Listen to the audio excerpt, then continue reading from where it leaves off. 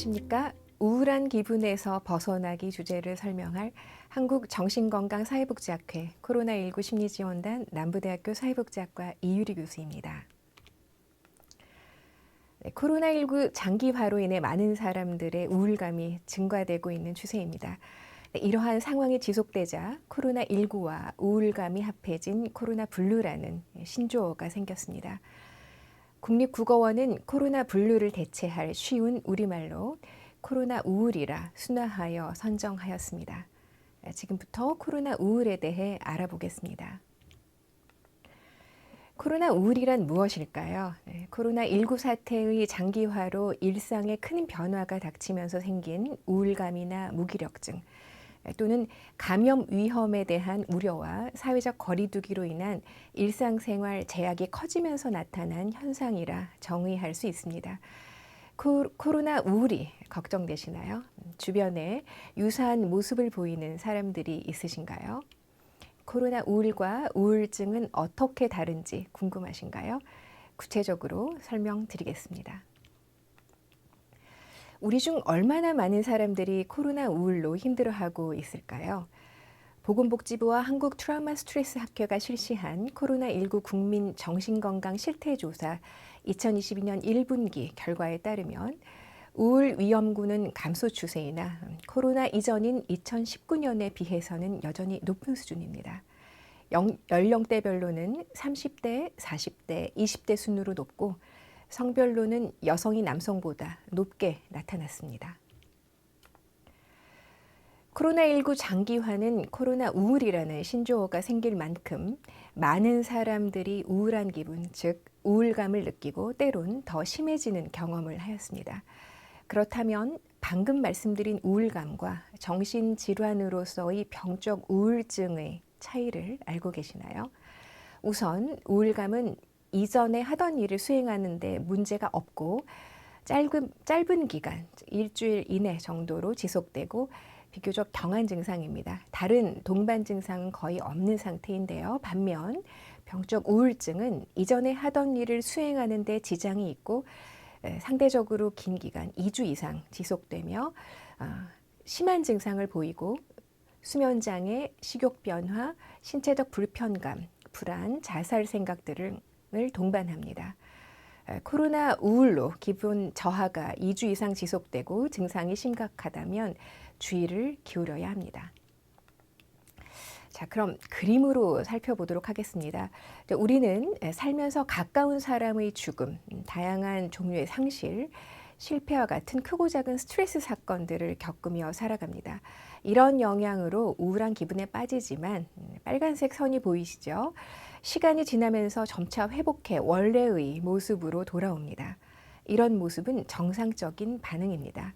하지만 아래의 보라색 선을 보시면요. 이전부터 조금 기분이 저하된 상태로 있다가 동일하게 사망, 상실, 실패, 좌절 등을 겪고는 깊은 우울감에 빠집니다. 우울 증상이 너무 심해서 아무것도 하지 못한다거나 죽고 싶다거나 심각해지는 거죠. 그리고 이게 오랜 동안 지속됩니다. 이렇게 두 가지 기준을 가지고 본다면 우울증이 더 잘 이해되실 겁니다. 우울증의 주요 증상을 조금 더 자세하게 살펴볼까요?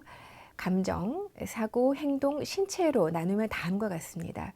우선 감정과 관련된 증상으로 지속적 우울감, 짜증과 불안, 무기력감, 죄책감 등이 있고요. 사고와 관련된 증상으로 부정적 사고, 자신감 결여, 자기 비난, 기억력 감퇴 및 집중력 저하, 자살 사고 등이 있습니다. 행동과 관련된 증상으로 느려진 행동, 사회생활이나 외모에 무관심함을 들 수 있고요. 신체적 증상으로는 불면증 또는 정반대로 지나친 수면 증상을 보일 수 있고 식욕 감퇴 또는 폭식, 단기간 내에 체중 증가 또는 체중 감소, 신체적 문제 호소 등이 있습니다.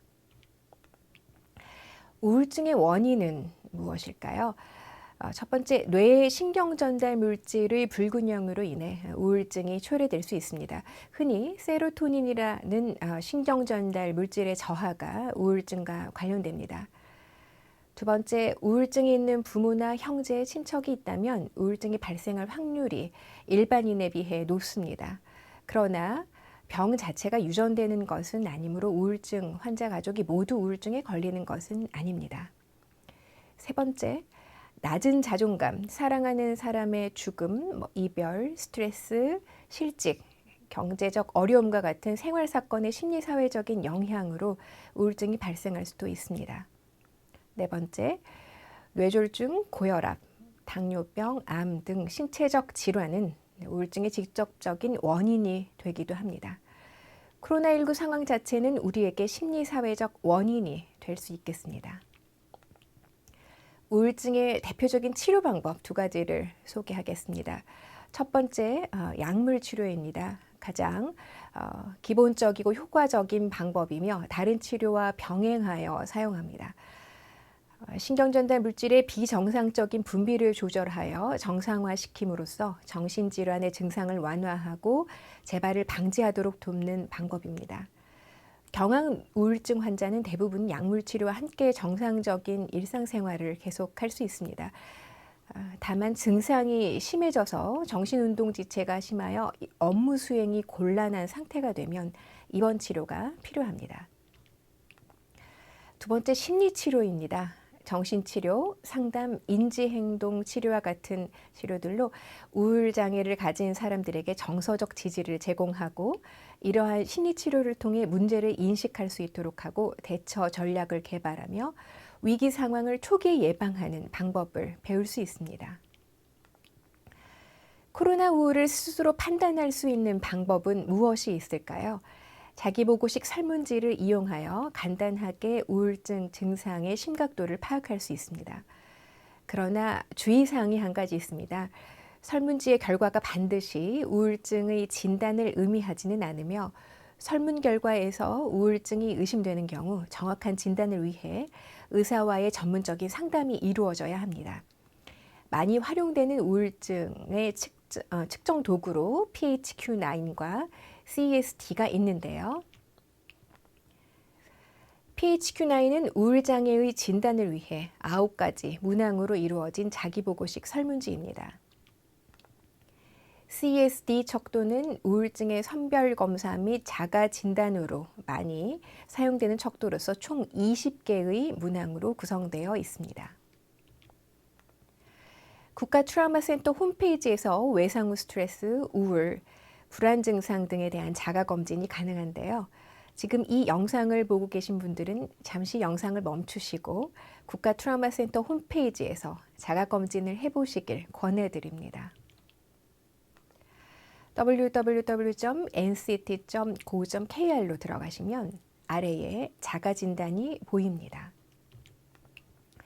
자가진단 항목은 외상 후 스트레스 증상, 우울 증상, 불안 증상, 신체 증상, 자살 위험성이 있습니다. 우울 증상에 대해 알고 싶으실 땐 두 번째 우울 증상을 클릭하시면 됩니다. 그리고 질문에 응답해 주시면 됩니다. 한 가지 정보를 더 드리자면 앱으로도 가능합니다. 국립정신건강센터에서는 정신건강 자가진단 앱을 개발하여 운영 중에 있습니다.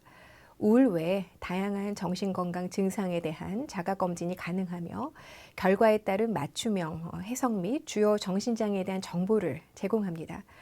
안드로이드 폰 플레이스토어나 아이폰 앱스토어에 들어가셔서 검색이 가능하고요. 또는 아래의 QR코드를 스캔하시면 다운로드 창이 열립니다. 편하신 방법을 사용하시면 됩니다. 자살은 우울증과 연관성이 높습니다. 심한 우울증의 영향으로 자살을 시도할 수 있으며 따라서 우울증 대처 방법과 함께 자살을 예방하기 위한 방법을 알아보는 것이 필요합니다. 자살 예방은 타이밍이 중요합니다. 자살에 이르는 과정은 어느 한순간에 발생하는 것이 아니기 때문에 자살하고자 하는 사람들의 신호를 알아야 합니다. 실제 자살자의 70에서 80%는 직접적이든 간접적이든 자살을 암시하는 신호를 보이는 것으로 알려져 있습니다. 언어적 신호, 행동적 신호, 상황적 신호인데요. 상대방이 자살 위험을 예고하는 신호를 보인다면 적극적인 관심과 도움을 주어야 합니다.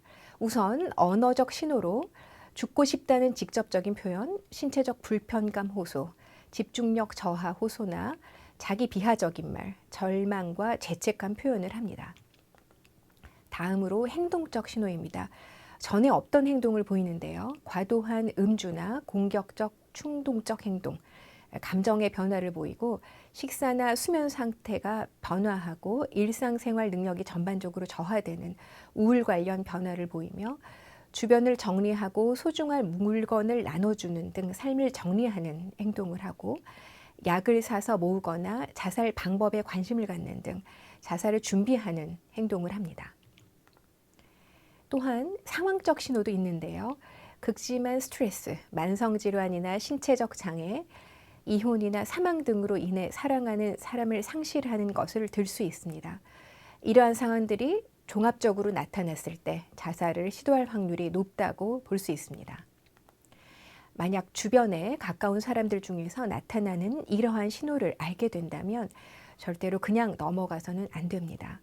어렵고 껄끄러울 수 있으나 자살에 대한 생각이 있는지 물어보고 자세한 이유를 들어야 합니다. 주변에 있는 사람들이 위험한 신호를 잘 캐치할 수 있을 것입니다. 우울하다, 죽고 싶다고 말하는 주변 사람에게 손을 내밀 수 있어야 하며 가까운 사람들의 관심과 대처가 중요합니다. 소속감이 없다고 느끼거나 이 세상에 나 홀로 있는 것처럼 느낄 때가 자살의 위험성이 가장 높을 때입니다. 반대로 주변에 나와 함께하는 누군가가 있다는 기분을 느끼는 것은 자살로부터 보호할 수 있습니다. 코로나19 상황에서 연대감이 사라지고 있지만 이런 때일수록 가족, 친구, 그 누구도 좋으니 주변을 조금 더 돌아볼 수 있는 마음을 가져보는 건 어떨까요? 지금까지 우울한 기분과 우울증에 대해서 살펴봤습니다. 그렇다면 코로나19가 장기화되고 있는 상황에서 누구든 우울한 기분에서 벗어나려면 어떻게 해야 할까요? 우울한 기분에 있는 사람들은 다음과 같은 7가지를 실천하시면 도움이 됩니다. 보건복지부에서 2020년 발간한 코로나19와 함께 마음건강 지키기 내용에 대해서 간략하게 소개해 드리도록 하겠습니다. 코로나19 장기화로 인해 피로감, 우울, 불안감을 느끼는 것은 새로운 변화에 적응하기 위한 정상적인 과정입니다. 변화를 받아들이십시오. 너무 많은 정보나 불확실한 정보는 불안과 스트레스를 가중시킬 수 있습니다. 방역 지침에 관심을 기울이고 일상생활 속에서 실천해 주세요. 규칙적인 생활을 통해 일상생활을 유지하면 신체와 마음의 면역력을 함께 높일 수 있습니다. 특히 일정한 시간에 잠을 자고 깨는 것이 정신건강을 지키는 데 매우 중요합니다. 일상의 스트레스에서 벗어나 재충전의 시간을 가짐으로써 마음이 힘들어질 때 극복할 수 있는 에너지를 쌓을 수 있습니다. 적당한 신체 활동은 마음의 건강을 유지하는 데도 도움이 됩니다. 몸의 건강을 통해 마음 건강도 지키시기 바랍니다. 우리 모두 코로나와 함께하고 있죠.